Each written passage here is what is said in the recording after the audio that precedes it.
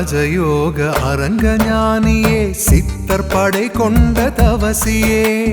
யுவராஜன் போல் தருமம் செய்துமே உலகை காக்க வந்த யோகியே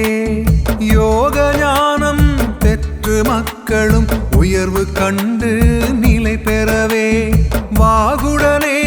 புகழ் மாலையை வழங்கிடுவேன் குகை நமச்சிவாயனும்